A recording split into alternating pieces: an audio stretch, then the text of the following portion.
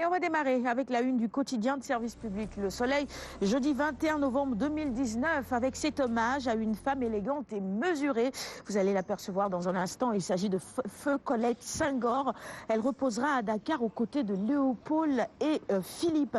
Alors tout de suite, une question pour notre invitée de ce matin, Maria Mando. Je rappelle que vous êtes la conservatrice du musée Léopold Sédar Senghor.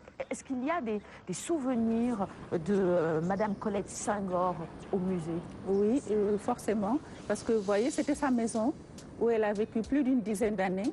Donc lorsque vous venez visiter le musée, vous pouvez voir sa chambre, ses photos, et dans sa salle de bain, ses effets personnels, ses produits de beauté, ses brosses à cheveux. Elle a aussi laissé quelques paires de chaussures, quelques robes. Donc effectivement, on la retrouve dans sa maison. Vous avez prévu un hommage spécial pour elle? Oui, il se peut que les condoléances soient reçues au musée. La famille est en train de mettre les choses au point et nous attendons la décision de la famille pour prendre certaines dispositions. Très bien, très bien. Merci beaucoup. À la une du Soleil également ce matin, le ministre de l'Enseignement supérieur qui déclare ceci: d'ici 15 jours, tous les bacheliers seront orientés. Et éducation toujours, mais cette fois-ci avec l'UNESCO. Retenez que le Sénégal est réélu au Conseil exécutif. Autre actualité, elle est judiciaire cette fois-ci. Elle concerne le trafic présumé de faux billets. Il faut également retenir que Seydina Fall Bougazeli a été placé en garde à vue. Et on poursuit notre revue des titres du jour avec la une du quotidien Vox Populi sur l'affaire du trafic des faux billets. Bougazeli en garde à vue après 5 heures d'audition. C'est le titre qui barre la une de Vox Populi. Ce matin, le député démissionnaire présenté au procureur aujourd'hui ou demain. On passe à la une du quotidien Le Quotidien maintenant. En garde à vue à la section de recherche, Bougazeli attend son billet pour le parquet. Vous pouvez également retrouver quelques détails sur cette affaire dans les colonnes du quotidien de ce jeudi 21 novembre. La Tribune, même actualité avec un autre titre: Bougazeli marche vers Rebeuss. C'est ce que constate la Tribune à sa une ce matin, placée hier en garde à vue. Des révélations sur le coup de fil au parquet et la réaction du ministre de la Justice à lire dans les colonnes de la Tribune. Réumi Quotidien revient sur ce même sujet, entendu hier à la section de recherche, Bougazeli en garde à vue. Et puis à la une également, on nous parle de l'insécurité au niveau de la banlieue de Dakar, des poches d'insécurité laissées aux malfaiteurs. Le ministre Ali Ngoudia réagit et annonce des mesures fortes pour freiner évidemment tous ces malfrats. Enquête maintenant. On revient sur l'affaire Bougazeli. À la une d'enquête, la vidéo explosive. Les gendarmes ont filmé tout le déroulement de l'arrestation de Bougazeli. Et vous pouvez évidemment, comme je disais, pour les autres quotidiens, retrouver également quelques lignes sur cette affaire dans Enquête.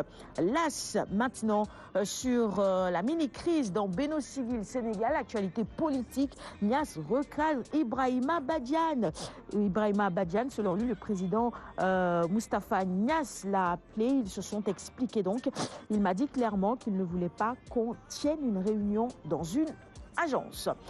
Les quotidiens sportifs. Maintenant, on démarre avec Stade ce matin et les éliminatoires de la CAN et du Mondial. Ce qui attend les Lions en 2020. Alors en mars déjà, début des éliminatoires de Qatar 2022. En août, sulfureux derby contre la Guinée-Bissau. Il faudra suivre évidemment tout cela. On va vers record maintenant. Et le Mondial également, Mondial 2022. Les Lions donnent rendez-vous en mars. Le Sénégal, tête de série au tirage. Un difficile odyssée vers le Qatar. Dans tous les cas, il faudra évidemment faire un bon parcours pour pouvoir se qualifier. On va terminer avec Sundulam, la revue des titres du jour. Boignan 2, Gris Bordeaux, B52 et Tafatine qui, pour défier I Don't Care, je veux parler évidemment de Balaguer. Alors, les avis divergent. Pour, par exemple, Cathy Diop, c'est Balaguer Bombardier qui serait une belle revanche. Pour Bala Diouf, c'est Balaguer Bombardier qui est plus logique. Et pour Doudou Diagne, Djeko, eh bien, Bala Bombardier, c'est une revanche explosive. Voilà qui met ces trois acteurs de la lutte d'accord. C'est tout pour la revue des titres de ce matin. Merci à tous d'avoir suivi. Et on va offrir les quotidiens de ce matin à notre invité. Allez, tu m'aides?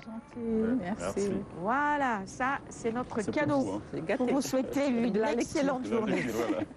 Merci à Hassan Djiboka qui nous regarde depuis la Côte d'Ivoire et qui déjà sur notre page Facebook souhaite une excellente journée à l'équipe. Bonne journée également à Serine Bordiop qui nous envoie un gentil message ce matin pour souhaiter une excellente journée à toute l'équipe. Lui aussi, il nous regarde depuis Abidjan. Continuez à nous envoyer vos messages et vos réactions. On va passer tout de suite à la chronique.